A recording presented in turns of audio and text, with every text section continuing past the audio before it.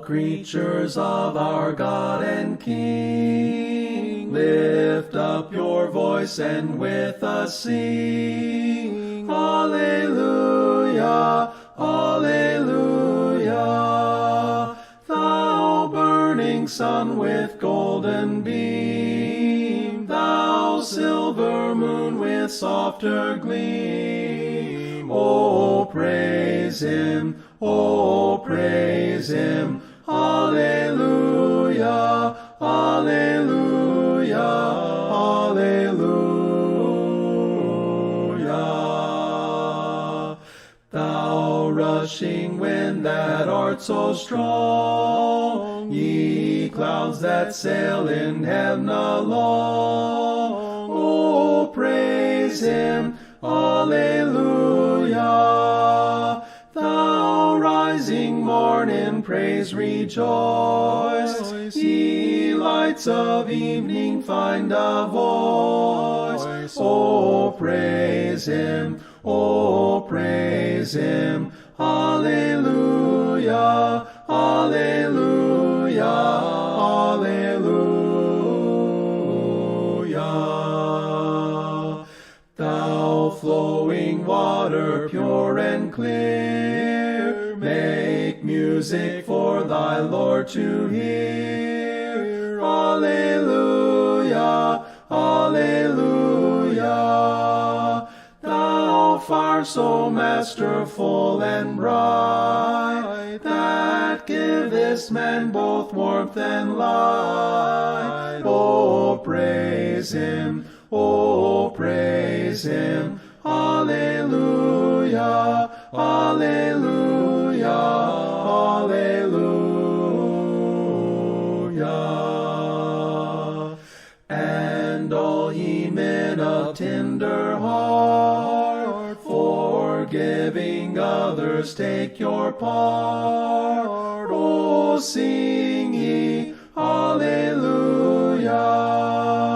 Ye who long pain and sorrow bear, praise God and on him cast your care. Oh, praise him, oh, praise him. Alleluia, alleluia, alleluia.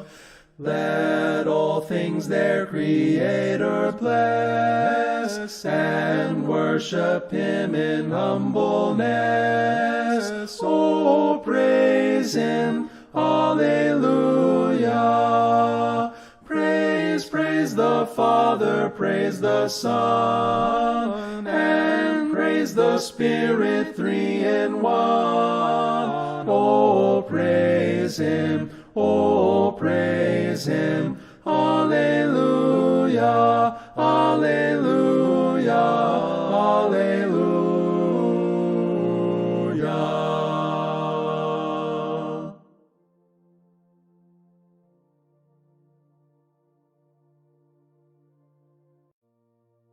All praise to him who reigns above in majesty supreme, who gave his Son for man to die, that he might man redeem. Blessed be the name, blessed be the name, blessed be the name of the Lord. Blessed be the name, blessed be the name, blessed be the name of the Lord. His name above all names shall stand, exalted more and more. At God the Father's own right hand, where angel hosts adore. Blessed be the name, blessed be the name, blessed be the name of the Lord. Blessed be the name, blessed be the name, blessed be the name of the Lord. Redeemer, Savior, friend of man, once ruined by the fall, Thou hast devised salvation's plan, for thou hast died for all. Blessed be the name, blessed be the name, blessed be the name of the Lord. Blessed be the name, blessed be the name, blessed be the name of the Lord.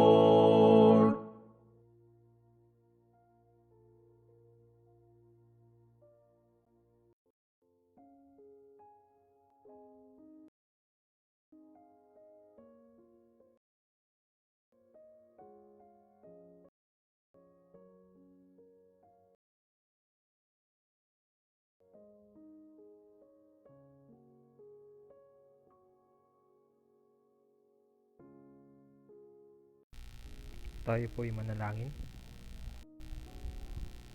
Mapagpala namin Diyos na dakila sa lahat, Ama po naming mapagmahal, may-ari ng aming mga hiram na buhay at kalakasan.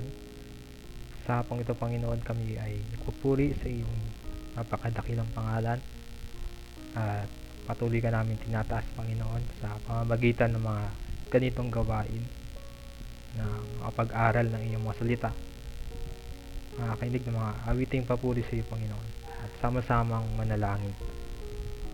Pinapasalamatan namin, Panginoon Diyos, ang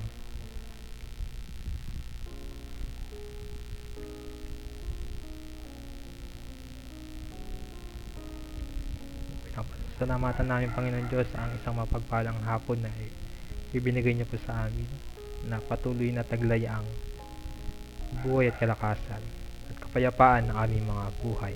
Salamat, Panginoon, sa patuloy pong pag-iingat sa bawat isa sa amin. Sa hapong ito, Panginoon, pagpalain niyo po ang gawain na ito. Ukol sa inyo, Panginoon, tulungan niyo po ang iyong abang lingkod na gagamitin.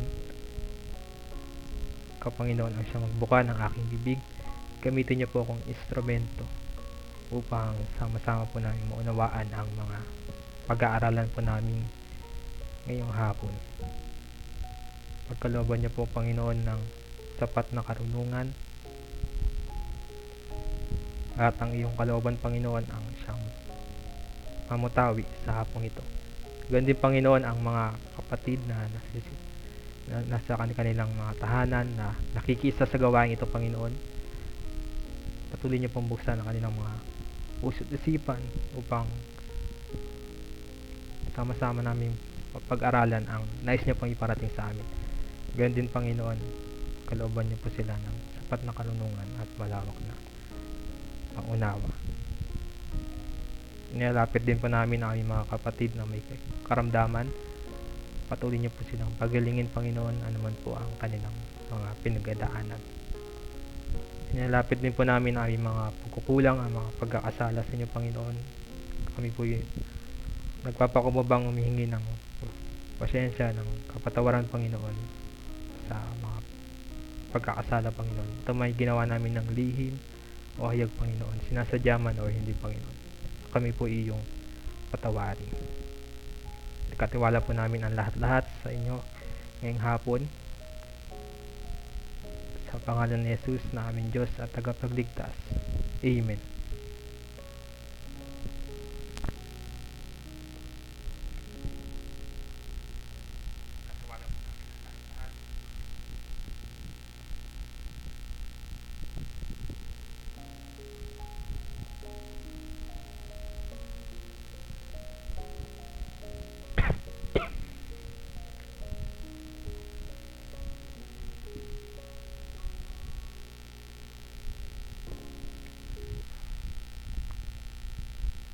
Isang mapagpalang hapon po sa bawat isa sa atin. Okay naman po ba yung ating sounds?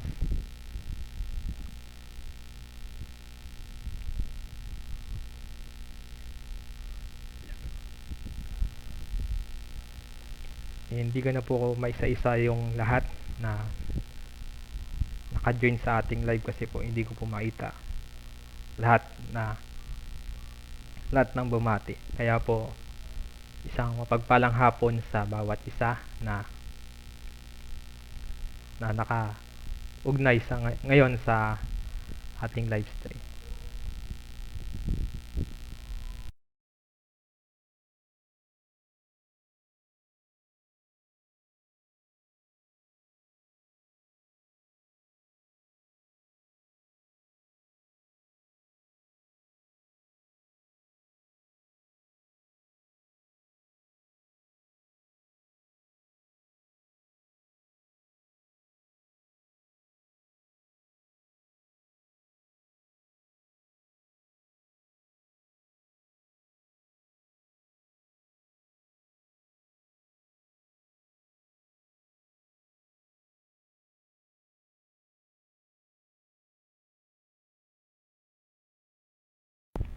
Check, mic check.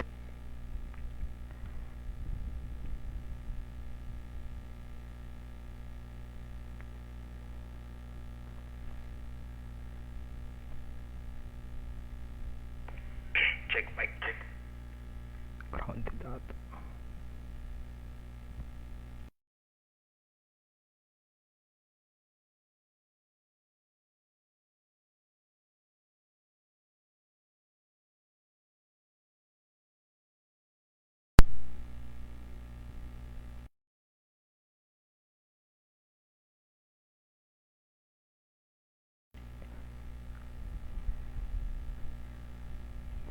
Yan, muli po magandang hapon sa bawat isa.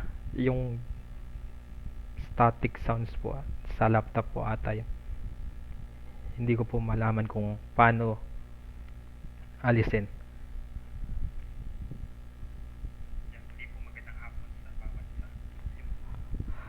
Tayo po ay magsisimula sa ating gawain.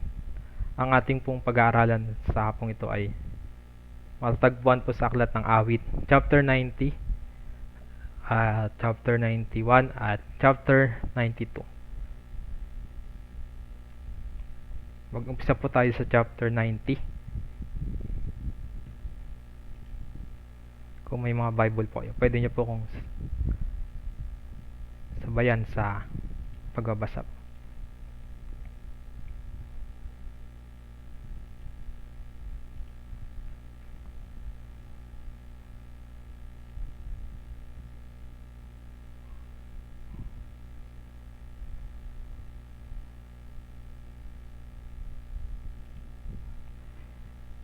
Sa verse, ito po yung Awit chapter 90. Ito po ay, sabi dito, a prayer of Moses, the man of God.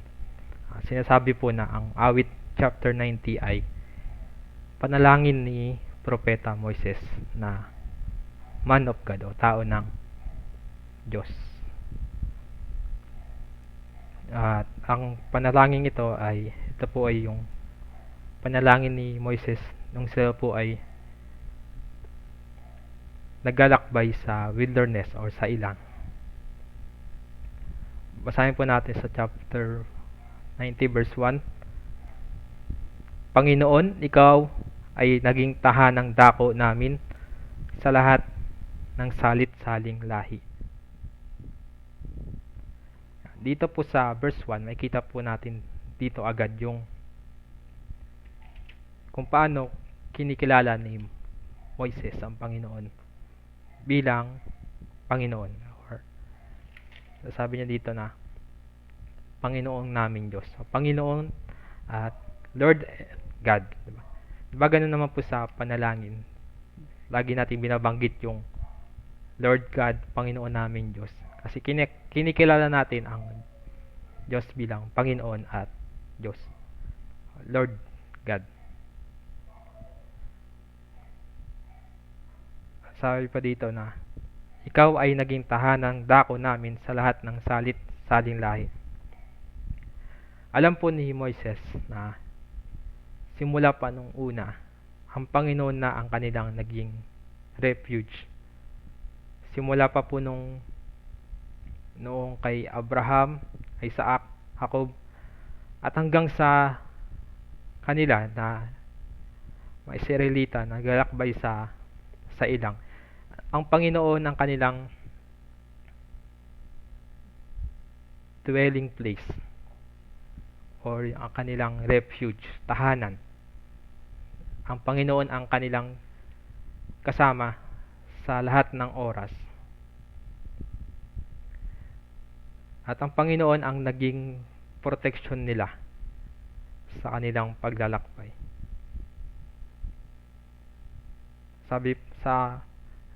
Ang Panginoon ang naging home of man in all generation.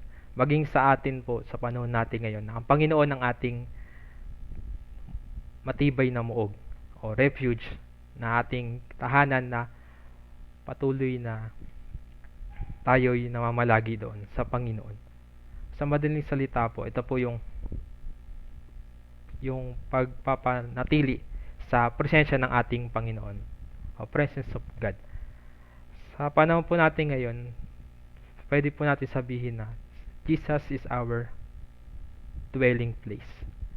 Sabi ng Panginoon sa bagong tipan, sinabi niya po doon na lumapit kayo sa akin, kayong lahat ng napapagal at nabibigatan sa iyong pasanin, at kayo'y pagpapahingahin ko. Diba, napakaganda po ng sinabi ng Panginoong Hesus na kayo'y lumapit sa akin. Kung tayo po'y nakakaramdam ng mga pagkapagod, ng panghihina, tayo po'y lumapit sa Panginoon.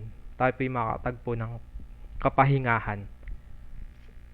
Siya ang ating magiging dwelling place or refuge or tahanan. Di ba po may kasabihan tayo na no place like home.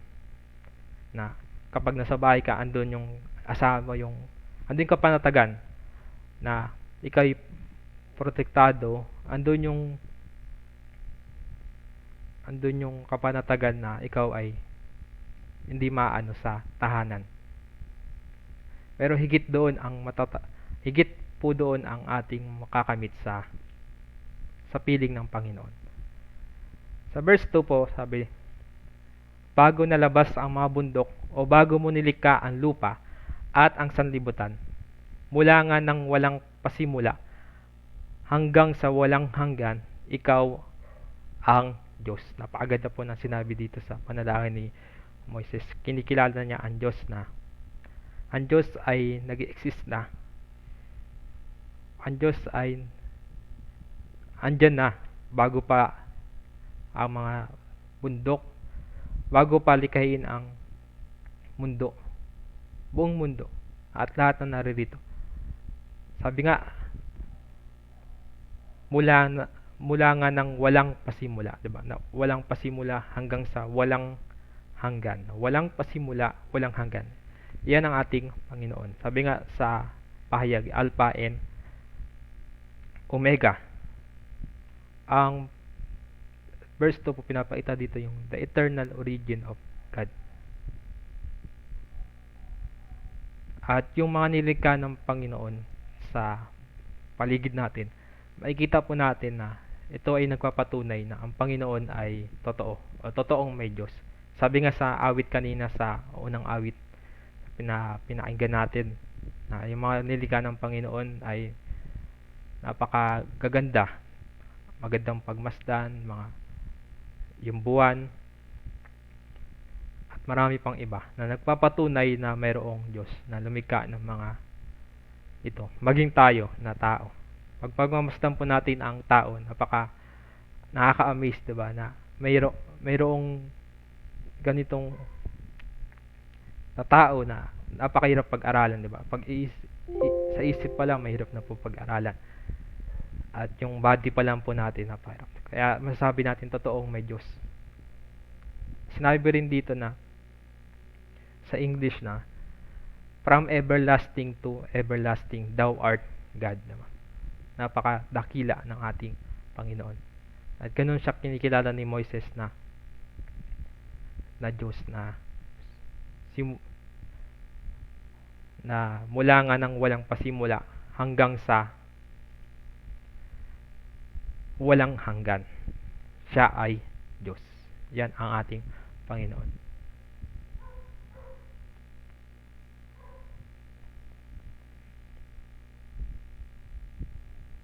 Verse 3 po, sabi po dito, iyong pinapaging kapamakan ang tao at iyong sinasabi, magsipon ng balik kayong mga anak ng mga tao. Sa salin po ng magandang balita Biblia, yaong tao nilikha mo'y bumabalik sa alabok, sa lupa ay nagbabalik kapag iyong iniutos. Mababasa po natin yan sa Genesis din, yung sa alabok nang galing yung tao. Sinabi ng Panginoon na sa alabok ka nang galing, sa alabok ka rin babalik. Pero dito po sa King James Version, sinasabi po dito na ang pagkahiwalay sa Panginoon ay nagdudulot ng kapahamakan. Kaya sinasabi ng Panginoon na magsipon ng balik kayong mga anak ng mga tao. Ito po ay calling for the repentance, na yung pagbabalik loob sa Panginoon. maraming mga kapatid na hindi na natin nakakapiling sa ganito, sa panambahan. Pero yung Panginoon ang magbibigay ng tamang panahon siya po ay patuloy na nagbibigay ng paanyaya na magbalik loob na ang mga anak niya na umalis sa kanyang kawan. Sabi po may sinasabi po sa Isaiah, sabi po doon na alikayo at magliwanagan tayo.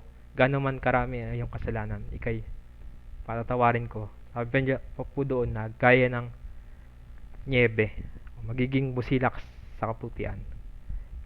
Yung verse 3 po yung sinasabi dito na ang mga tao ay patuloy na inaanyayahan ng Panginoon na magbalik loob sa Kanya.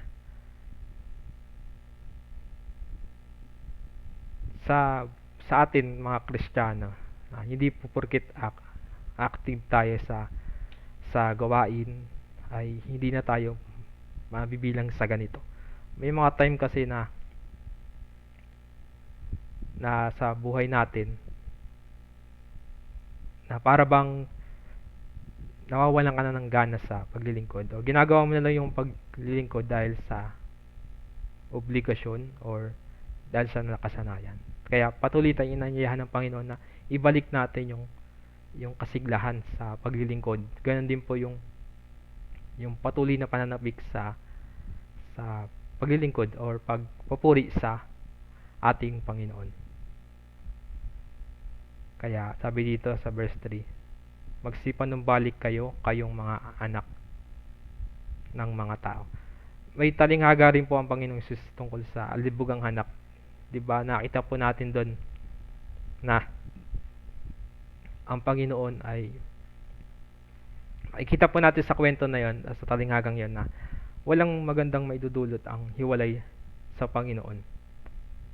Kaya andun yung Panginoon na pinapakita doon yung tatay na yung bumalik yung kanyang libugang anak ay masaya niya tinanggap. Ganun din yung Panginoon na pag ang isang tao ay naligaw at nanumbalik, andun yung kasiyahan ng Panginoon na handa siyang tanggapin, handa tayong tanggapin ng bukas palad or sabi na natutuwa yung Panginoon. Kaya yun po sa verse 3, magsipanumbalik kayo mga anak ng tao. Verse 4 po, basahin po natin. Sapagkat 1,000 taon sa iyong paningin ay parang kahapon lamang ng makaraan at parang pagpupuyat sa gabi.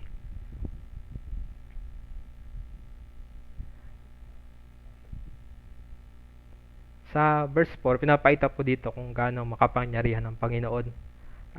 Panginoon po, ang Panginoon Diyos ay walang oras po sa Kanya, walang panahon. Na kagaya po natin na meron tayong oras. Ngayon po ay 5:24 ng Monday at September 27 taong 2021. Yan. Sa atin lang po nag-exist yan na may mga oras, panahon. Pero sa Panginoon, wala po. Dahil siya ay Diyos. Sabi sa English, for 1,000 years is thy sight are but as yesterday when it is past. Di ba para sa atin, 100 taon, napakahaba na. Pero sa Panginoon, parang isang gabi lang yun na nagdaan. Sabi pa nga at parang pagpupuyat lang sa gabi. Tapos sabihin, ganun kadakila, makapangyarihan ng ating Panginoon. Mababasa po natin sa 2 Pedro 3 verse 8. Basahin po natin. Excuse me po. Sa wakas, magkakaroon ng pagkakaisa. Ayun. 2 Peter 3 verse 8.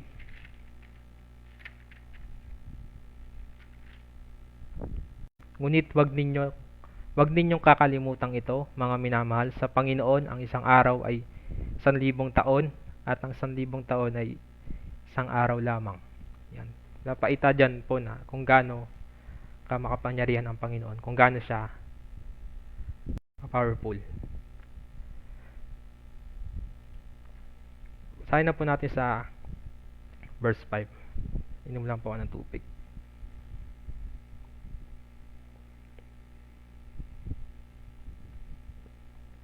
Sabi po sa verse 5, iyong dinadala sila na parang baha. Sila'y parang pagkakatulog, sa kinaumagahan ay parang damo sila na tumutubo. Verse 6, sa kinaumagahan ay namumulaklak at lumalago. Sa kinahapunan ay pinuputol at natutuyo. And verse 5 to 6, pinapaita po dito, anytime pwede kunin ng Panginoon yung ating mga buhay. Sabi pa, parang damo at parang bulaklak. O parang damo na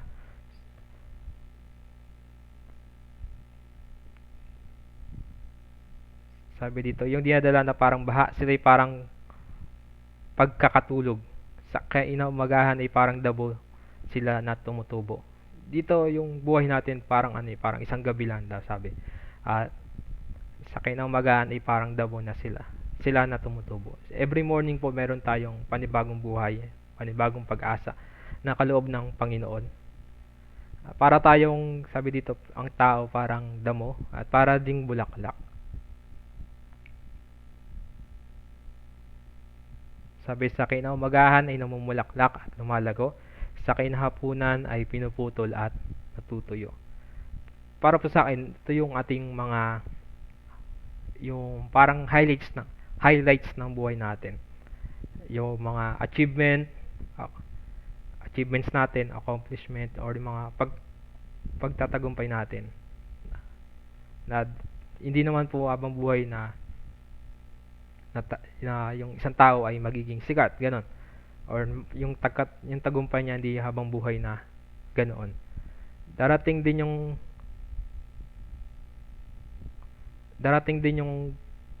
yung point na minsan yung buhay natin, 'di ba, ups and down. At yung sinasabi dito na pinuputol, ito po yung hindi naman lingid sa atin na yung buhay natin dito ay saglit lamang. At yung nga sabi ko kanina, anytime pwede kunin ng Panginoon. Yan po yung buhay ay napakaiksi. Na parang bulaklak na maganda sa umaga. Tapos makikita mo na lang na ito ay lanta na or putol na.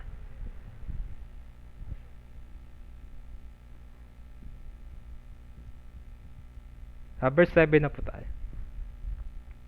Verse 7, sapagkat kami ay nangasupok sa iyong galit at sa iyong puot ay nangabagabag kami. Iyong inilagay ang aming kasamaan sa harap mo, ang aming lihim na mga kasalanan sa liwanag ng iyong mukha. Sa verse 8, ay 7 to 8 po, yung galit ng Panginoon ay katakot-takot na harapin. Lalo na tayong mga tao, kapag hinarap po natin yung galit ng Panginoon ay talagang hindi natin makakayanan. Sabi dito, sapagkat kami ay nangasupok sa iyong galit at sa iyong puot ay nangabagabag kami. Yung naglalakbay po ang mga Israelita sa wilderness or sa ilang. Maraming beses nilang naranasan ang galit o natanggap ang galit at puot ng Panginoon. Sa mga napag-aralan po natin, maraming mga Israelita ang nawala or namatay. May mga kinain ng lupa. Yung iba ay tinuklaw ng ahas. Meron ding biglaan na lang nawala. Kasi hinarap nila yung galit ng Panginoon or judgment ng Panginoon. Sa verse 8 po, pinapakita doon na na ang Panginoon ay all-knowing at ang Panginoon ay nakikita niya lahat. Sabi niya, ang aming lihim na mga kasalanan sa liwanag ng iyong muka. Inilagay ang aming kasamaan sa harap mo, ang aming lihim na mga kasalanan sa liwanag ng iyong muka.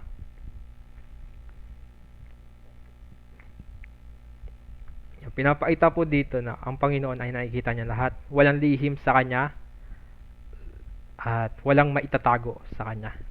Pinag-aralan po natin kahapon yung tungkol sa kasalanan. Meron doon yung sinasadya or hindi sinasadya. Dito, binanggit dito na sa verse 8, secret sin. Yung secret sins ay maliwanag sa Panginoon na nakikita niya. Pag sinabing secret sin, para to sa akin, automatic sinasadyang kasalanan kasi nga secret itinago. Or sabi nga, sinasadya man or hindi sinasadya, kailangan natin itong ilapit sa Panginoon, ihingi ng tawad sa Panginoon.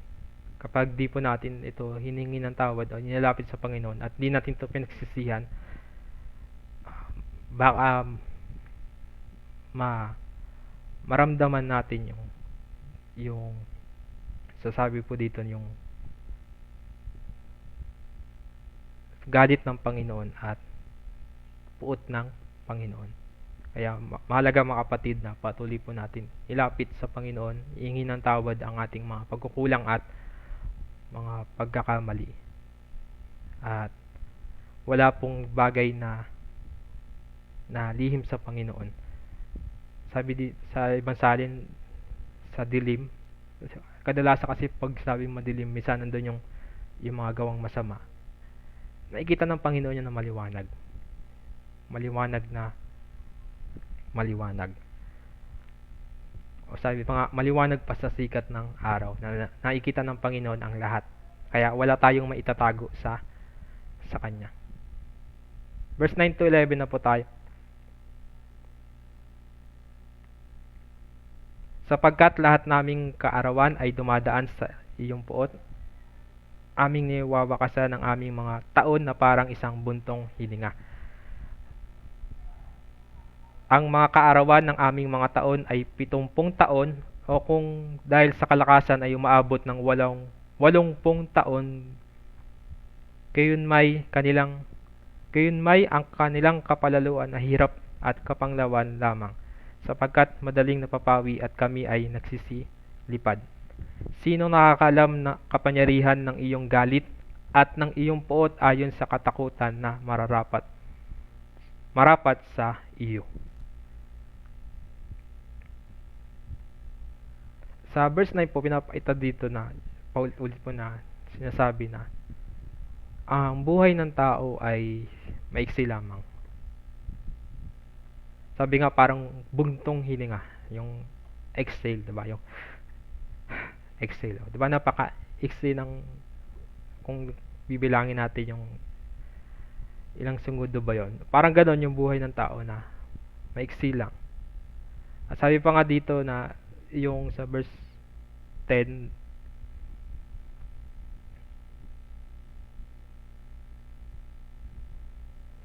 yung lifespan ng tao na minsan umaabot ng 70, kapag malakas ay umaabot ng 80. Sa panahon natin ngayon, 'di ba?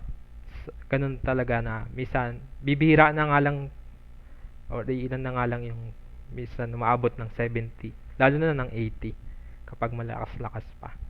Kaya pinapakita na ganyan kadalasan ang lifespan ng isang tao. Na sabi dito, sapagkat madaling napapawi at kami ay nagsisilipad. Sinasabi rin po sa verse 10 ng awit 90.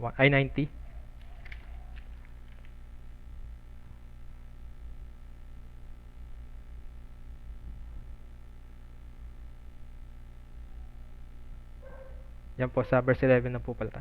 Ang lakas ng iyong galit, sino kaya ang tatarok? Sino kaya ang susukat niyong ibubugang takot? kagaya po ng sinabi ko kanina na yung galit ng Panginoon, ang kapangyarihan ng galit ng Panginoon ay mahirap sukatin o mahirap matarok. Kaya nagtatanong dito na sino ba ang makakaalam ng galit ng Panginoon, 'di ba?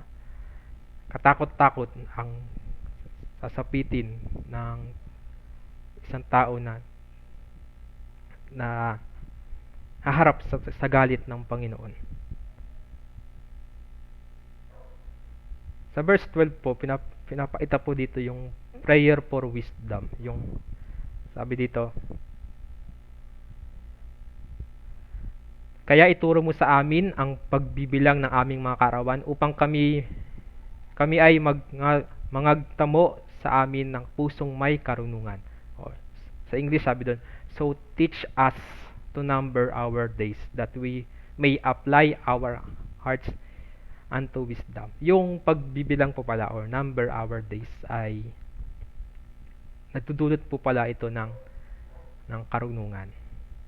Yung ibig sabihin po nito na alam natin na life is too short, kaya tinetreasure natin to, pinapahalagahan natin to, hindi natin to sinasayang, kaya nagdudulot to ng karunungan sa bawat isa sa atin. Ito po yung lagi kong sinasabi na sa message ko minsan, na sa bawat araw na gigising tayo, isipin natin na maybe baka ito na yung last day natin or hanggang dito na lang tayo. Kaya sa pamamagitan nun maaari nating masulit yung buhay natin, makagawa na tayo mabuti, mas maging masigasig na sa paglilingkod. Ayun po yung katotohanan, hindi po natin hawak yung ating mga hiram na buhay. Kaya sabi ko po kanina, anytime pwedeng bawiin ng Panginoon yung ating mga buhay. Kaya po mahalaga na ito po ay bilangin natin or pahalagaan, number our days, or sa madaling salita po, i-treasure natin or pagyamanin natin yung ating buhay sa kalooban at kaluwalhatian ng ating Panginoon.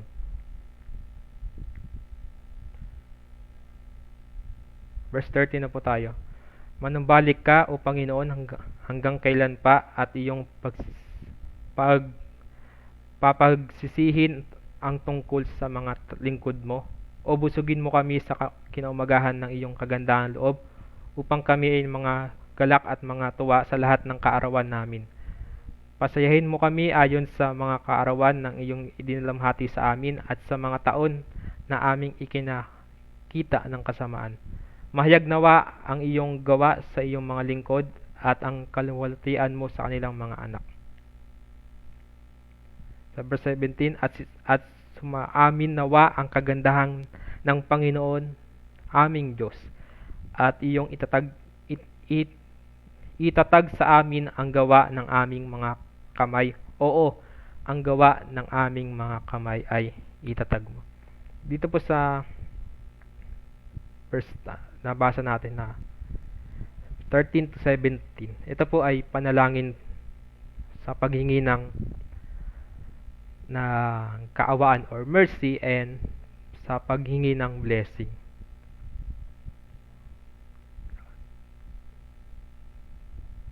Sabi sa verse 13 po, makikita po natin dun yung paghingi ng kaawaan. Sabi dyan, manumbalik ka, O Panginoon, hanggang kailan pa, at iyong pagpasisihin ang tungkol sa mga lingkod mo. Sabi ko po kanina na walang magandang maidudulot ang paglayo sa Panginoon. Kaya po dito panalangin dito na manumbalik ka, Panginoon. Tayo, manumbalik tayo sa Panginoon. Kasi wala pong magandang maidudulot ang hiwalay sa presensya ng Panginoon. Sabi rin doon na at iyong pagsisisihin ang tungkol sa mga lingkod mo. Andun din yung repentance sa pagbabalik loob. Kasama po lagi doon yung repentance o pagsisisi. Sa verse 14, yung paghingi ng blessing, sabi busugin mo kami sa kinaumagahan ng iyong kagandahan loob upang kami magalak at mga tuwa sa lahat ng kaarawan namin. Pasayahin mo kami ayon sa mga kaarawan na iyong idinamhati sa amin at sa mga taon na aming ikinakita ng kasamaan. Mahayag nawa ang iyong gawa sa iyong mga lingkod at kaluwalhatian mo sa kanilang mga anak. Ito inihingi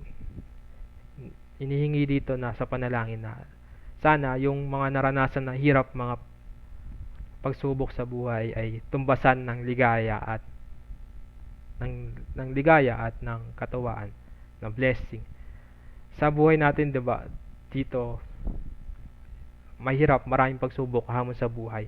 Pero darating yung panahon na pag tayo naging tapat hanggang wakas, or patuloy tayong umiibig sa Panginoon, nanatili tayo sa Kanya. Yung hirap at mga pagsubok na pinagdaanan natin dito sa mundong ito ay sisiw lang kung tutuusin sa kaligayahan na matatamo natin sa piling ng Panginoon sa langit. Or sabi ko sisiw, salitang kanto po yung salitang sisiw, or sabi hindi matutumbasan ang hirap na yan. Wala yan yung hirap na yan sa kaligayahan na matatamo natin sa piling ng Panginoon. Sabi doon, mahayag nawa ang iyong gawa sa iyong mga lingkod at ang kaluwalhatian mo sa kanilang mga anak. Sa panahon po natin, matagal na po naisulat ito sa Bible, pero patuloy pa rin po natin pinag-aaralan.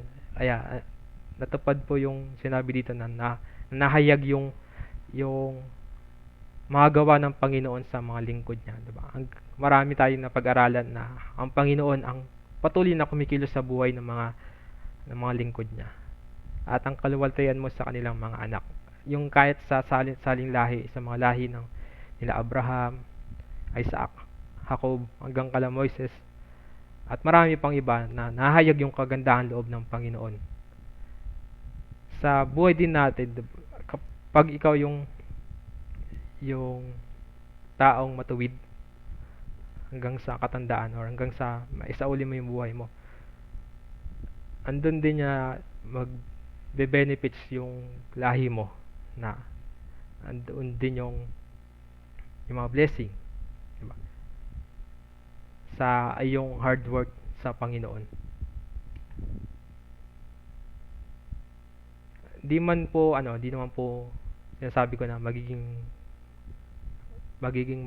maliwalas na yung buhay, or magiging yayaman, di po ganun. Ibig sabihin, nandun yung blessing, na magandang blessing, yung Panginoon andun na patuloy na kinakalinga yung lahi mo, or yung angkan mo, diba? Basta sila po ay sumunod din sa gawain ng isang taong matuwid. Verse 70 po, at sumaamin nawa ang kagandahan ng Panginoon, ang aming Diyos, at iyong itatag sa amin ang gawa ng aming mga kamay. Oo, ang gawa ng aming mga kamay ay itatag mo. Sa magandang balita Biblia po, Panginoon namin Diyos, kami sana'y pagpalain, magtagumpay ka sana kami sa anumang aming gawin. Sa King James sabi na, itatag sa amin ang gawa ng aming mga kamay. Oo, ang gawa ng aming mga kamay ay itatag mo. Ito yung tinutukoy po dito, yung mga blessing natin, ay yung mga plano natin sa buhay, mga pangarap, itatag sana ng Panginoon, or ipagpagtagumpay, or bigyan ng victory, ng kaganapan. Sabi rin sa Kawikaan, di ba? Sa tao ang pag-iisip at pagbabalak, ngunit ang tagumpay sa Diyos nagbubuhat. Ang nakasalalay po sa Panginoon Diyos kung tayo po ay magtatagumpay sa ating mga plano, sa ating mga pangarap. Kaya patuloy po natin ipanalangin sa Panginoon yung mga balak natin. Basta ito po ay ayon sa kanyang kalooban, ito po ay ipagkakaloob niya. Yan po yung ating pag-aralan sa chapter 90, na yung panalangin ni Moises. Napakaganda po ng mga pag-aralan po natin.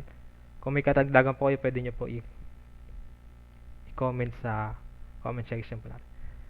Break lang po tayo saglit lang po.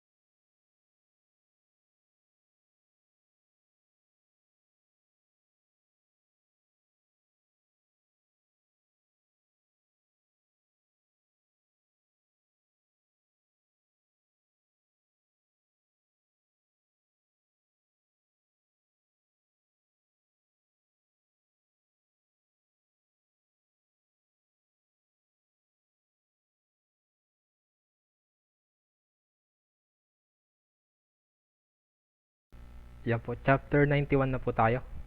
Pasensya na po, binuksan ko lang po yung mga ilaw kasi po madilim na po. Chapter 91 na po tayo.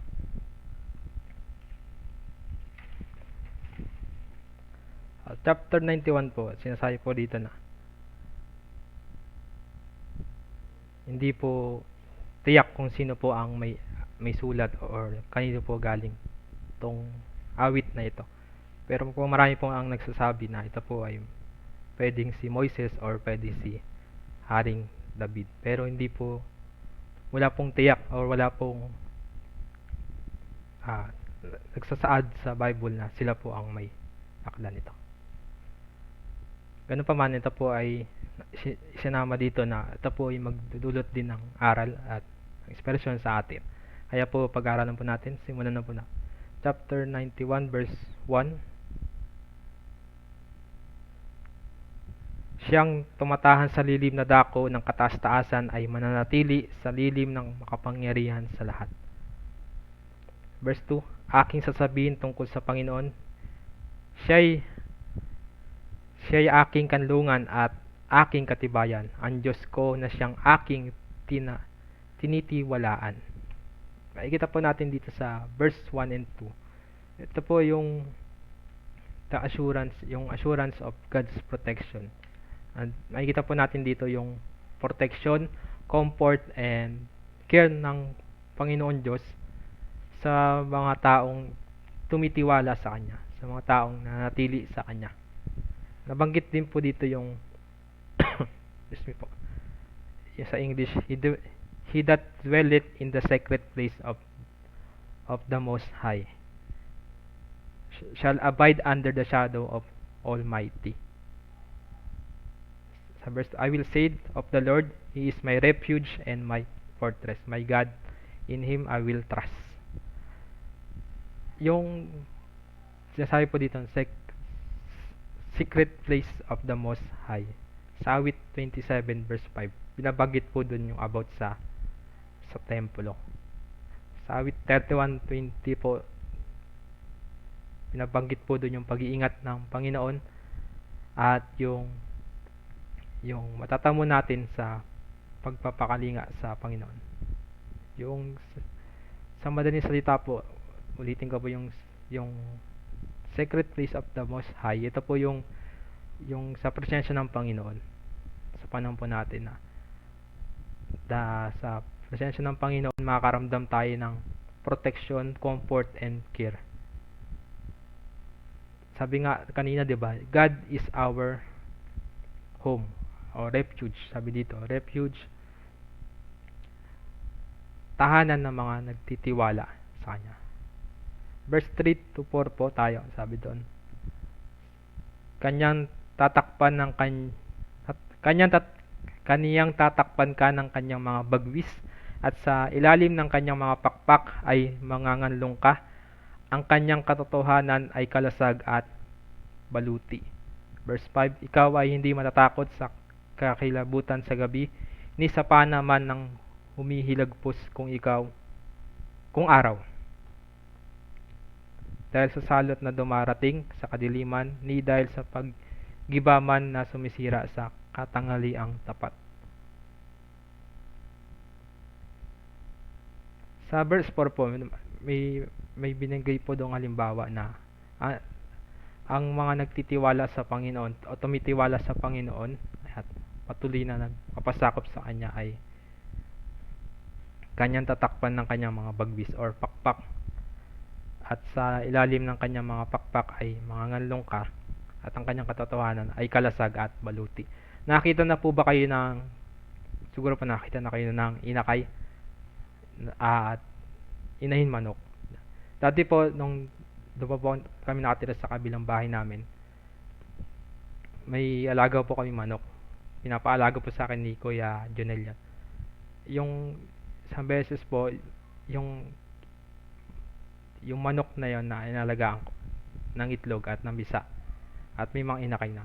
Sa tuwing pinapakain ko yon, naiinis ako kasi lagi akong tinutuka. Pinapakain ko na nga, tinutuka pa ako, kaya minsan sinasakal ko yun eh. Naiinis kasi ako kasi pinapakain na nga ito, tinutuka mo pa ako. yung pala ano na, instinct lang niya yun na mother instinct na kala niya kukunin ko yung mga sisiw or mainahin. Pag gabi po makikita ko, pag tinitignan ko sila, hindi ko makita yung mga inakay kasi nasa ilalim sila ng pakpak ng kanilang nanay.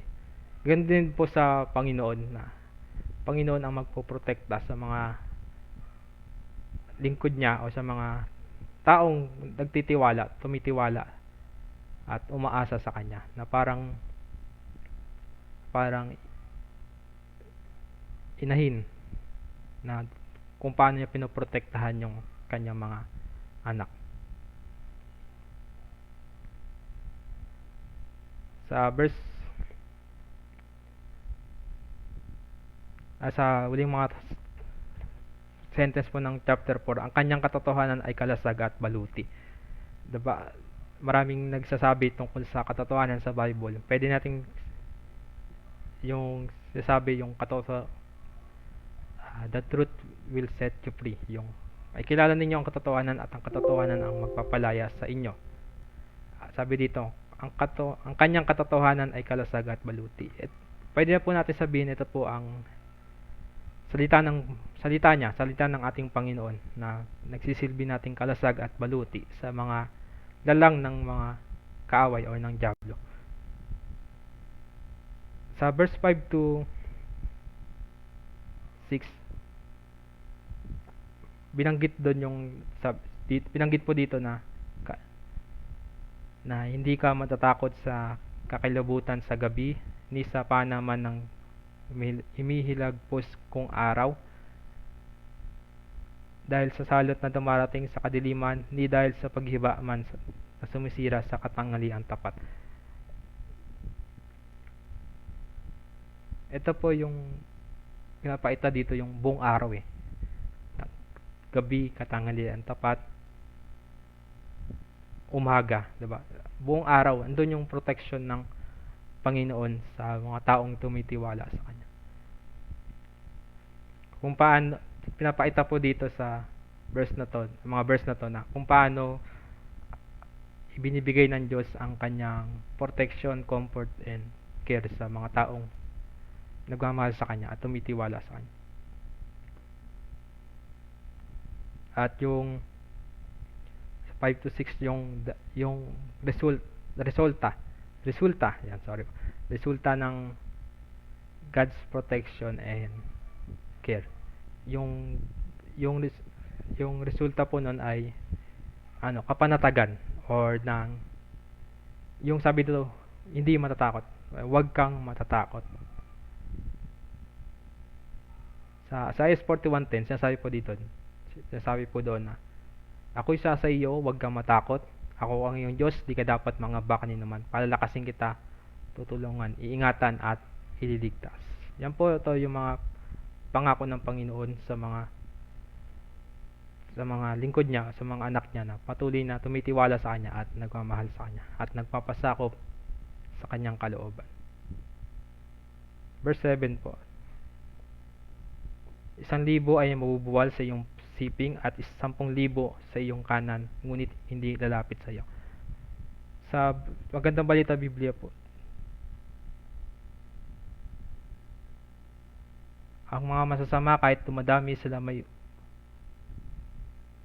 91 verse 7 sabi. Kahit na mabuwal sa iyong harapan ang 1,000 tao sa iyong paligid ang bilang ng patay, maging 10,000, di ka matatakot at natitiyak mong hindi ka maaano. Yung verse na po nito napakagaling kasi applicable siya sa panahon natin ngayon na mayroon tayong pandemic na pinagdadaanan. Marami tayong nabalitaan na mga kababayan natin meron din sa iba't ibang bansa na libo-libo rin yung mga nasawi. Pero sabi dito sa pangako ng Panginoon, kahit marami yung mga ganoong mga balita, hindi ka pinapaita lang po dito yung confidence at faith natin sa Panginoon na tayo ipoprotektahan niya sa panahon ng pandemic. Pero hindi ko po sinasabi na wag po tayong mag-ingat or wag na tayong mag-ingat kasi sabi poprotektahan naman ako ng Panginoon kaya hindi na ako mag-ingat. Hindi po ganoon 'yun. Kailangan pa rin po natin ng pag-iingat. Sumunod sa mga protocol, magsuot ng face mask, hugas ng kamay or alcohol. Kasi meron po tayong free will. Kung pumili, pwede natin piliin na wag na mag-ingat, pero andun yung pag-iingat ng Panginoon. Siyempre, mapapahamak pa rin tayo. Kaya kailangan din po natin mag-ingat. Sinasabi lang po dito na yung pag nagkakaranas tayo ng mga pangangamba, unang-una natin lalapitan ang Panginoon at sa Kanya tayo titiwala at sasampalataya na tayo ay ililigtas niya sa mga ganitong panahon or pangyayari sa buhay natin.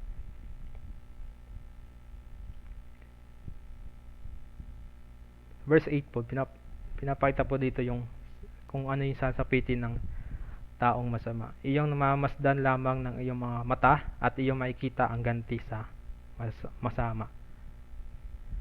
Verse 9 to 13.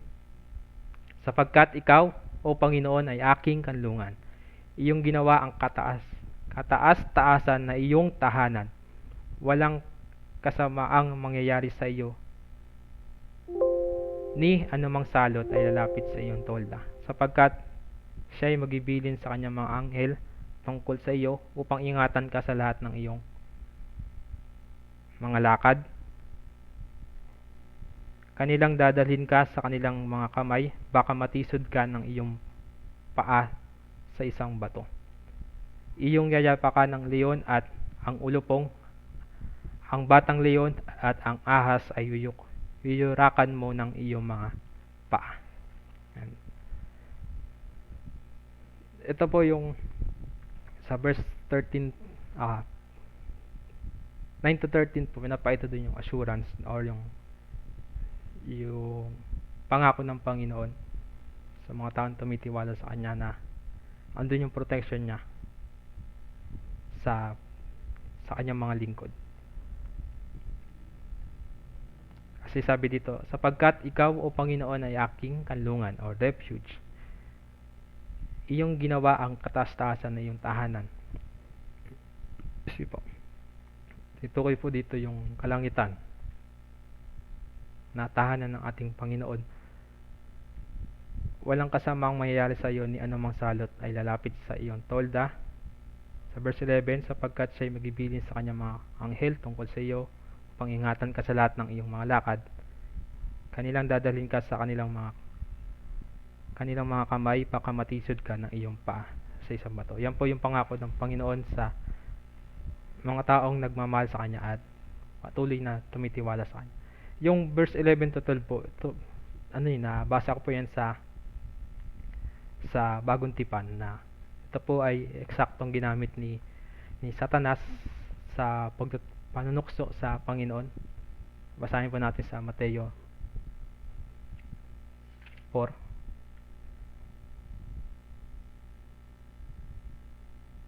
Verse 5 po. Mateo chapter 4 verse 5. Pagkatapos nito, dinala siya ng dyablo sa taluktok ng templo sa banal na lungsod. Kung ikaw ang anak ng Diyos, sabi sa kanya, magpatihulog ka sapagkat nasusulat, ipagbibilin niya sa kanyang mga anak ay sa kanyang mga anghel na ingatan ka. Aalalayan kanila upang hindi ka matisod sa bato. Sumagot si Jesus, nasusulat din naman, huwag mong subukin ang Panginoon mong Diyos. Yan. Di ba po magkapares? Pinapakita po dito na si Satanas or ang Diablo ay alam niya yung Biblia or alam niya yung mga nasusulat dito. At in reality, pwede rin po niya itong gamitin para sa pangsilo or bitag sa mga lingkod ng Panginoon. Yung Biblia mismo pwedeng gamitin. Kasi yung Biblia, ginagamit po to para magturo, mag-encourage, at mag-rebuke ng mga maling aral, magtuwid Pero iba po yung gamit ni Satanas dito eh. Ginamit niya to para subukin ang Panginoon. Parang sinasabi niya, sige nga kung totoo tong nasusulat dito, gawin mo nga yan para mapatunayan natin ganun. Iba yung gamit niya sa Bible. Kaya masasabi natin pwede niya itong gamitin sa kanyang mga plano. Kaya tayo po ay mag-iingat. Yan. At napaka-importante po yung may sapat na kaalaman at pag-aaral sa salita ng Diyos. Kasi maaari po tayong mga maligaw din sa mga salita ng Panginoon. Kaya napaka-importante po yung masigasig na pag-aaral sa salita ng Diyos. At sa tulong ng Banal na Espiritu, ng Holy Spirit, ang Panginoon ay ipapakilala niya sa atin ang katotohanan na dapat nating paniwalaan at dapat nating sundan. Yan. Sa tulong po ng Panginoon. Yan. Sa karunungan na binibigay ng Panginoon, patuloy po natin itong ipag-pray na samahan tayo ng Panginoon or bigyan tayo ng sapat na karunungan at malawak na pangunawa sa pag-aaral ng kanyang mga salita. At sinabi, yung pangako po na kasi na to nasa 11 verse 12 ay applicable para po sa akin, hindi po applicable sa Panginoong Jesus. Kaya sinabi ng Panginoon na huwag mong subukin ang Panginoon mong Diyos. At sa verse 11 ng chapter 4 ng Mateo, mababasa natin dito, sabi niya, at iniwan siya ng dyablo, dumating ang mga anghel at naglingkod sa kanya. Hindi po nangyari yung gusto ni Satanas na ang Panginoong Jesus ay ililigtas ng mga anghel. Pagkus ang mga anghel ay nangagpuri o pinuri ang Panginoong Jesus kasi siya ay Diyos.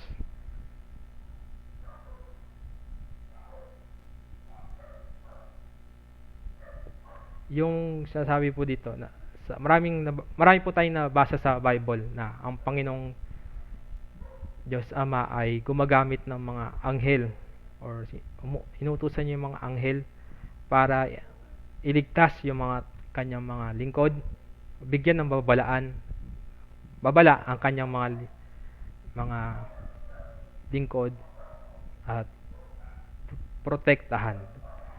Isa na nga po dyan yung halimbawa yung kay Lot na nagpadala ang Panginoon ng mga anghel para sila ibabalaan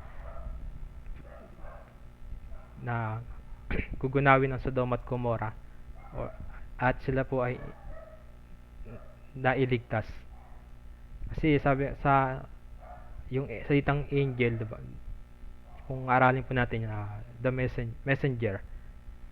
Sa panahon po natin ngayon, andyan yung Holy Spirit na magsisilbing guide natin, ng protection natin. Kasi yung kalaban natin ay hindi tao at kailangan natin ang Holy Spirit, ang Panginoon para paglabanan ang mga hamon sa buhay at mga gawa ng dyablo.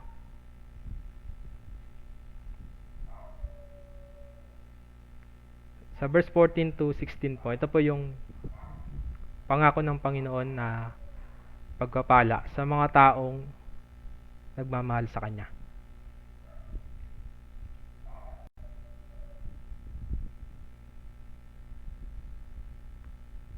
Basahin ko lang po yung mga comment.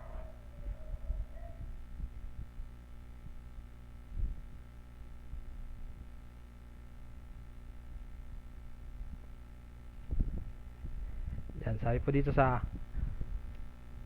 14, sapagkat kanyang nilagak ang kanyang pag-ibig sa akin, kaya't iniligtas ko siya. Aking ilalagay siya sa mataas, sapagkat kanyang naalaman ang pangalan ko. Siya'y tatawag sa akin at sasagutin ko siya. Ako'y sa kanya sa kabagabagan. Aking ililigtas siya at pararangalan siya. Aking bubusugin siya ng mahabang buhay at ipapakita ko sa kanya ang aking pagliligtas. Napakaganda po ng pangako ng Panginoon sa mga taong umiibig sa Kanya.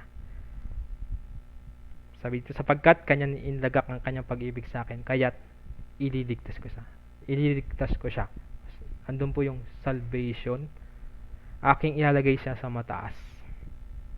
Marahil ang tinutukoy po dito ay ang langit o kalangitan, sapagkat kanyang nalalaman ang pangalan ko.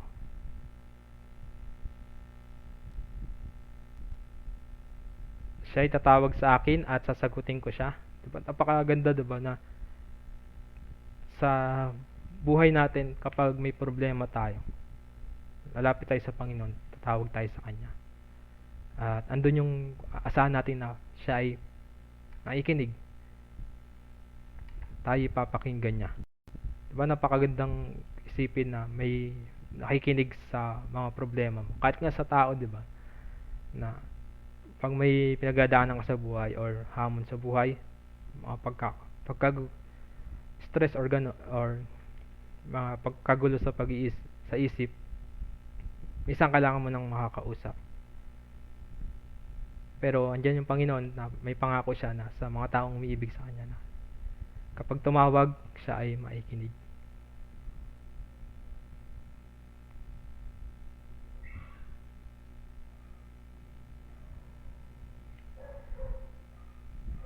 Sabi pa dito, ako'y sa Kanya sa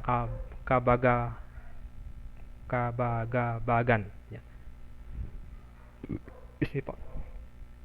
Yung, ano po yung yung sa English, trouble. Yung lang po hanto.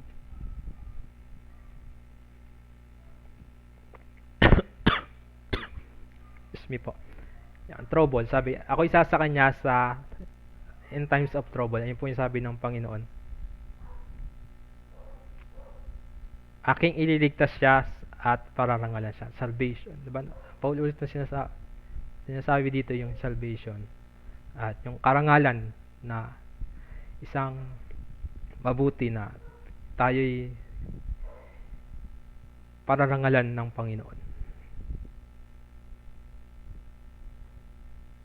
Sa last verse ng chapter 91, aking bubusugin siya ng mahabang buhay. Ito yung sasabing full of years, diba? Napakasarap mabuhay ng mahaba basta patungkol sa Panginoon, or yung buhay natin ay nakasentro sa Panginoon. Kasi di naman masarap mabuhay ng mahaba kung punong-puno ng mga paghihirap, dusa, at walang Diyos. Kasi di malingid sa atin mga Kristiyano na mayroon tayong mga paghihirap, hamon sa buhay. Pero ang maganda doon, meron tayong Panginoong Diyos na kasama natin sa buhay. Ipapakita ko sa Kanya ang aking pagliligtas. Napakaganda po ng ating mga nabasa na Kanyang mga salita. Sa verse 92 na po tayo ng awit. Itong awit chapter 92 po ay, ang title niya po ay A Psalm or Song for the Sabbath day, or araw ng ang Sabat ay sa Lumang Tipan. Ito po yung nagtatalaga sila ng isang araw. Ito po ay 7 araw, at ito ay hindi sila gagawa ng anuman, kahit yung kanilang mga alagang hayop. Ito po ay, araw na to ay para lang sa Panginoon. Sila po ay magpupuri, aawit ng papuri para sa Panginoon. May kanta nga yung mga bata yung Sunday school pa kami, kanta namin noon, tinuro ni Lola, yung sabi doon, this is the day that the Lord had made. Yung araw ngayon ng Panginoon, tayo ay magsaya at purihin siya. Yeah. Ayun po yung Sabbath day, o araw ng pagpupuri sa Panginoon. O basa po natin yung sa aklat ng Levitico, yung sa mga aklat ni Moises. Sa panahon po natin ngayon, na pwede nating sabihin na, at ginagawa po natin ngayon na nag-aaral tayo ng salita niya, pwede nating sabihin na Sabat natin to, kasi inalaan natin yung oras natin sa Panginoon. Tayo nagpupuri sa Kanya, nakikinig ng Kanyang mga salita. Basahin na po natin sa verse 1.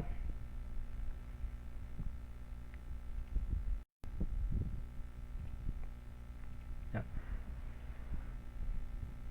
Isang mabuting bagay ang magpasalamat sa Panginoon at umawit ng mga papuri sa iyong pangalan o kataas-taasan. Maraming mga tao ang nagtatanong, ano ba yung mabuti? Ano ba yung mabuti na dapat kong gawin? Itong verse na to ay eksaktong nagsasabi. Isa sa verse na eksaktong nagsasabi kung ano ang mabuti. Sabi, it is a good thing to give thanks unto the Lord and to sing praise unto thy name, O Most High. Diba? Napaka linaw na sinabi na isang mabuting bagay ang magpuri sa Panginoon or magpasalamat sa Panginoon. Kaya kung gusto mo gumawa ng mabuti, magpasalamat ka sa Panginoon, umawit ka ng papuri, or sa madaling salita, sambahin mo ang Panginoon. Kasi ito po ay Sabat na, tungkol sa Sabat na chapter. Kaya makikita po natin dito yung papuri sa umpisa na pinupuri nila ang Panginoon at patuloy na nagpapasalamat. At pinapakita dito na ang pagpupuri sa Panginoon ay mabuting bagay. Verse 2, upang magpakilala ng iyong kagandahang loob sa umaga at ng iyong pagtatapat sa gabi-gabi. Diba? Yung every morning, sabi ko kanina, andun yung kagandahang loob ng Panginoon. May kanta nga tayo ng Great is Thy Faithfulness. Sabi, morning by morning, new mercy I see. Diba? Every morning na may nakikita tayong mercy ng Panginoon, awa ng Panginoon na binibigyan niya tayo ng patuloy na buhay, kalakasan para magpatuloy sa buhay na ito. At sa pagtatapat gabi-gabi, andun yung protection ng Panginoon every night na tayo natutulog magdamag at di tayo pinaprotektahan tayo ng Panginoon. Kanina po mga 120 lumindol. Kung naranasan nyo rin po yung lindol, napaka kumalog-kulog talaga yung higaan ko eh. At first time ko po kasi na makaranas ng lindol na nagising ako. Kaya yun, nakaiba sa pakiramdam, pero nagpapasalamat sa Panginoon na pinotektahan niya ako, ganun din yung kayo po mga bawat isa at mga mahal sa buhay. Verse 3, na may panugtog na may sampung kawad at may salteryo na may dakilang tunog na alpa. Ito po yung mga instrument na ginagamit noong unang panahon sa pag-araw ng panambahan or pagpupuri sa Panginoon. Kasi po, sa panahon po natin, meron tayong ginagamit na piano, yan, para magkaroon ng harmony sa ating pag-awit. Pero ang pinakamagandang instrument po na ginagamit natin ay yung ating mga boses. Kaya po minsan nakakamiss talaga yung sama-samang pag-aawitan ng magkakapatid na nagpupuri sa Panginoon. Hindi hindi tinitignan yung ganda ng boses, yung gaano ba yung tama yung pagkakanta. Pero kailangan, ang pa-importante pa na syempre yung mga pag-aaral sa music. Pero ang pinaka-importante sa pagpupuri o pag-aawit sa Panginoon ay yung buong pusong pag-aawit o buong puso kang umaawit sa Panginoon. Na hindi mo lang basta kinakanta or binabasa yung lyrics. Dinadamdam mo rin yung bawat lyrics. At bawat lyrics na inaawit natin, di ba, may mga aral po yan na instrumento rin natin sa buhay natin.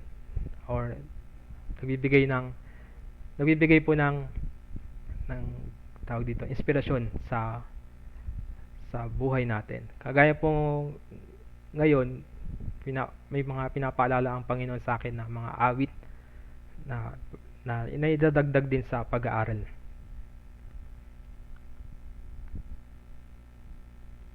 Verse 4, sapagkat ikaw, Panginoon, iyong pinasaya ako sa iyong gawa, ako'y magtatagumpay sa mga gawa ng iyong mga kamay.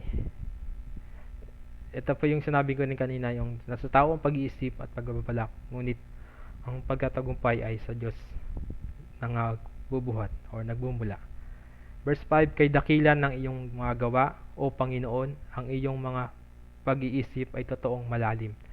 Totoo naman, ito po yung papuri sa Panginoon na sa kanyang mga nilikha.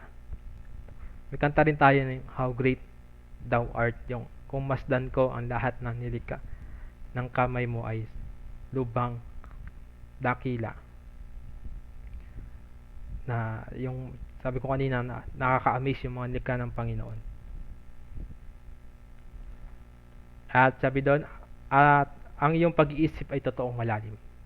Wala pong nakakatarok na makakaabot sa pag-iisip ng Panginoon. Sabi doon, napakalalim talaga. Kung pipilitin po natin, hindi talaga kaya. Kahit ano pilit po natin. Sa verse 6, ang taong hangal ay hindi nakakaalam, ni nauunawa man ito ng mangmang. May mga tao na karamihan may mga pinag-aralan, pero di naman po lahat. Naghahanap sila ng evidence sa mga tanong nila or ng mga sagot sa mga tanong nila maliban sa Bible. Yung pilit sila nag-aaral ng isang bagay, ng isang pangyayari or ano pa man, at di nila tinitingnan yung Bible para masatisfy ang kanilang mga curiosity and question. Bagamat sila may mga pinag-aralan, kaalaman dito sa mundong ito, sila po ay may tuturing na mangmang sapagkat hindi nila pinaniwalaan yung evidence sa Bible or ang Panginoon mismo na lumikha ng lahat. Sabi nga sa Bible, may mga bagay na para sa Panginoon lang. Kaya may mga bagay talaga na o mga tanong sa buhay na mahirap sagutin. At ito ay para sa Panginoon. O kung pipilitin natin abutin yung kaisipan ng Panginoon na malalim, maaring tayo magkaroon ng kasiraan sa pag-iisip. Kasi iba po yung pag-iisip ng Panginoon sa pag-iisip ng tao. Verse 7 po. Pagka ang masama ay lumilitaw na parang damo at pagka gumiginhawa ang lahat ng manggagawa ng kasamaan ay upang mga lipol sila magpakailanman. Sa magandang balita Biblia po, ang mga masama kahit na dumadami, sila may umuunlad, yaong sasapitin nila hantungan ay pagkapahamak. Pinag-aralan din po natin yung nakaraan, yung why good things happen to bad people. Isa po ito sa kasagutan na bagamat inaya ng Panginoon na sila ay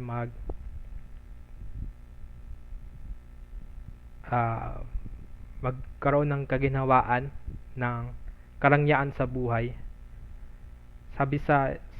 Sabi doon na in a moment, pag sinabing in a moment, not permanently, sila ay maginhawa or maganda ang buhay.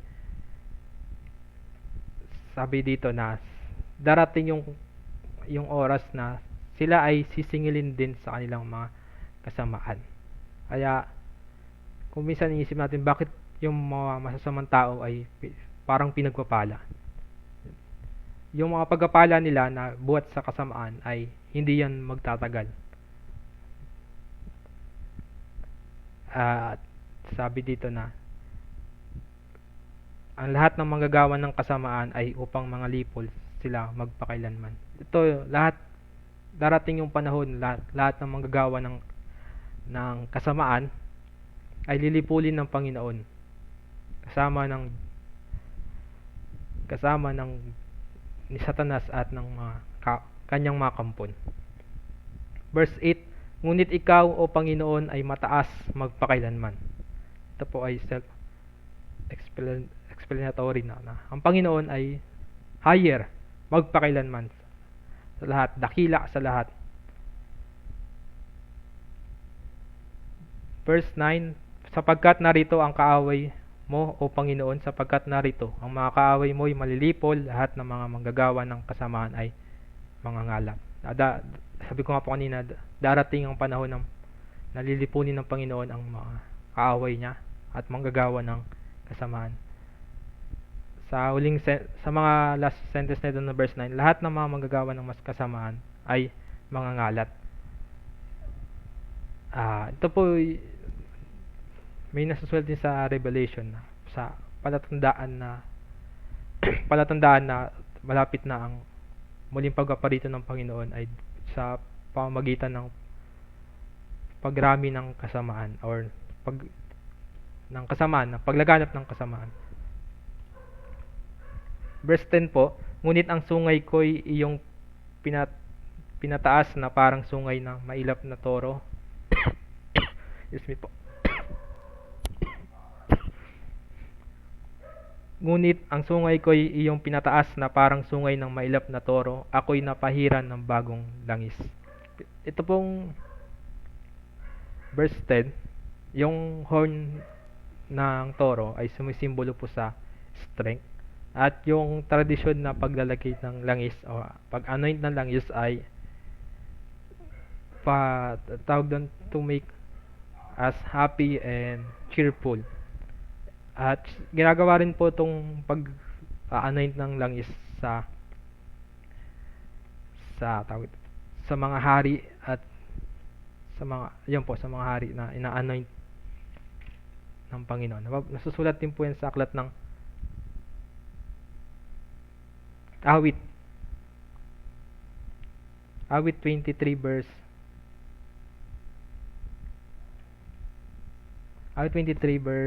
5 po, sabi dito. Sa harapan ng lingkod mo, ikaw ay may handang dulang.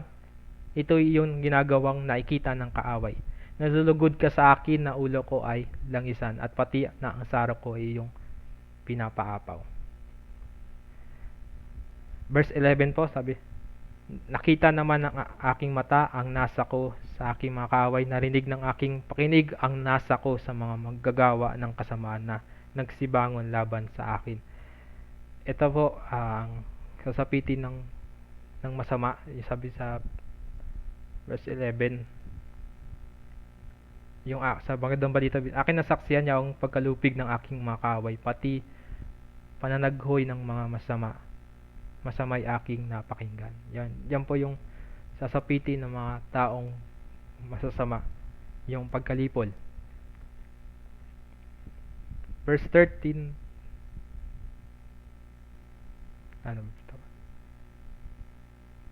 12 po pala. Ang matuwid ay giginhawa na parang puno ng palma, sila'y tutubo na parang cedro sa Libano. Ito ay isang pangako din na ang matuwid ay giginhawa na parang puno ng palma. Alam niyo po ba yung puno ng palma? May lugar tayo sa Santa Maria, Bulacan or sa Quipombo, Las Palmas. Yan, kaya yun po yung palma, palm tree. Yung palm tree po, ito po ay isang puno na matibay, matatag kahit may bagyo. Ito po ay nakaka-survive. Kung nakita nyo na po ito, para tong isang puno ng nyog na, pero mas matibay sa puno ng nyog. At sinabi pa dito yung say tutubo na parang cedro sa Libano. Yung puno ng cedro naman po, ito po yung kilalang puno na malago, mataas. Kaya sumisimbolo na ang taong matuwid ay matatag, siya ay magiging matatag at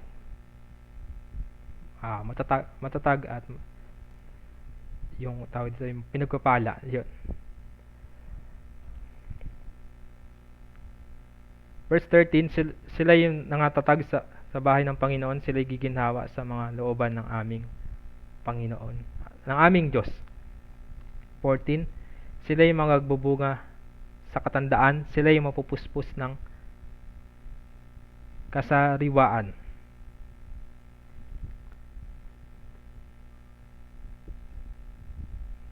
Ito po yung isa pang magandang pangako ng Panginoon na kahit na magkakaedad na, yung taong matuwid, yung kanyang mga gawa ay patuloy pa rin pinagpapala ng Panginoon or pinagbubunga ng Panginoon.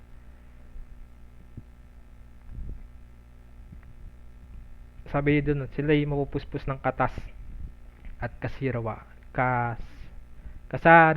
Ibig sabihin yung mga gawa ng taong matuwid ay patuloy na pinagpapala ng Panginoon at pinagpapatagumpay. Andun yung blessing. Sa verse 15, last verse po ng chapter 92,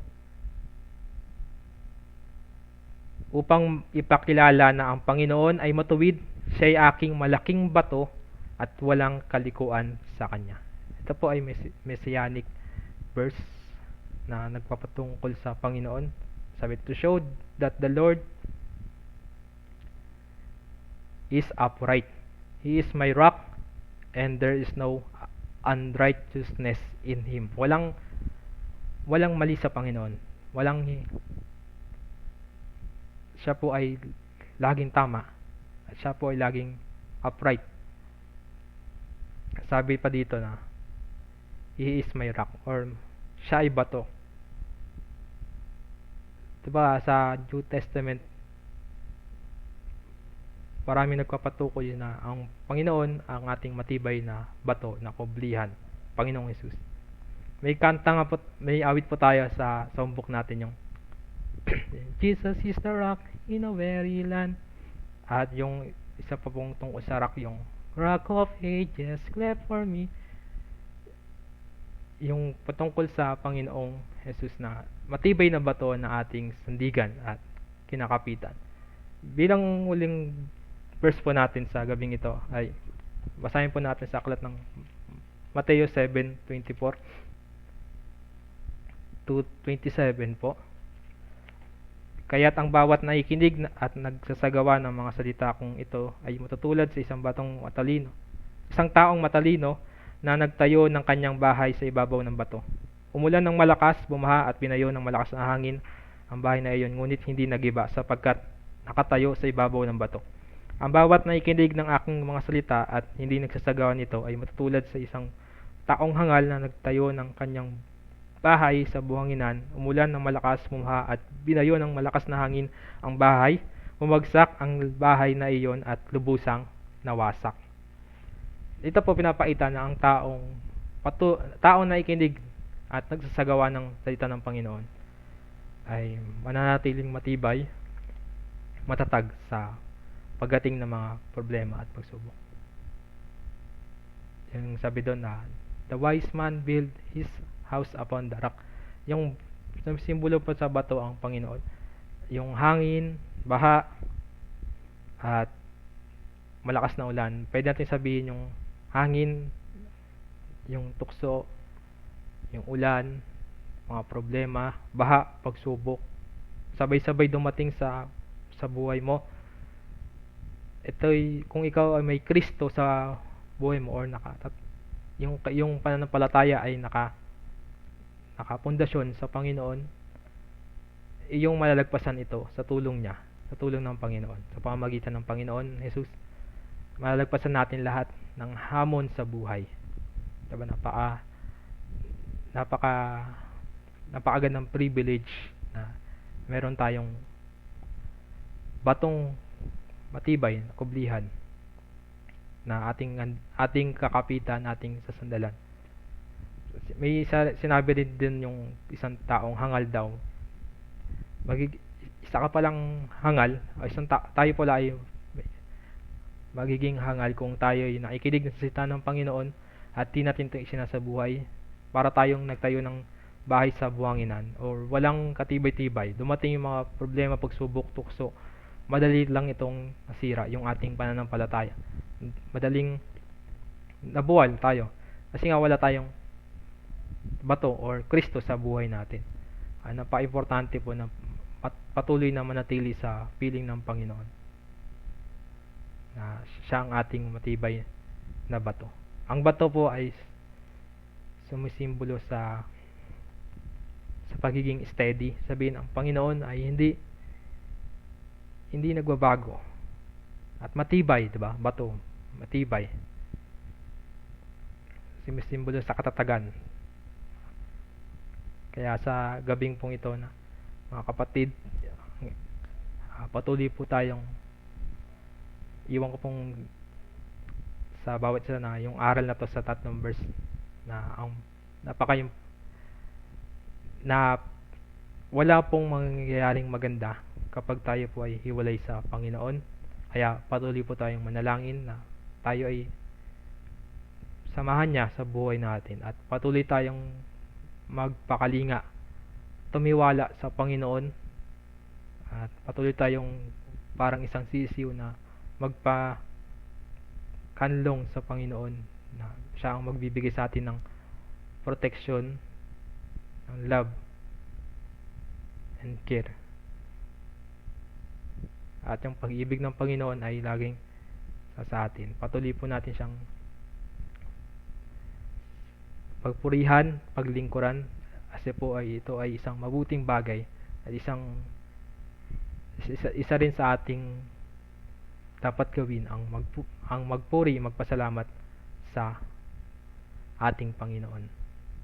Kaya po magandang gabi po sa bawat isa. Maraming salamat po sa matiyagang paikinig at sa pakikiisa sa gawain ito. Ang mataas na papuri po ay lagi sa ating Panginoon. Bago po tayo mag-closing prayer, tayo po ay makarinig ng awit. Rock of ages, cleft for me, let me hide myself in thee.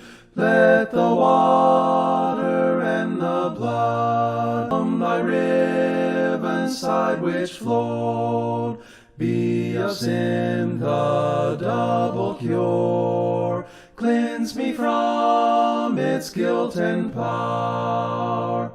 Not the labor of my hands can fulfill the law's demands. Could my zeal no respite know? Could my tears forever flow? All for sin could not atone. Thou must save, and thou alone. Nothing in my hand I bring, simply to thy cross I cling.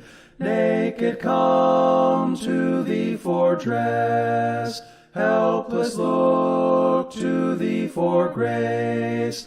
While I to the fountain fly, wash me, Savior, or I die.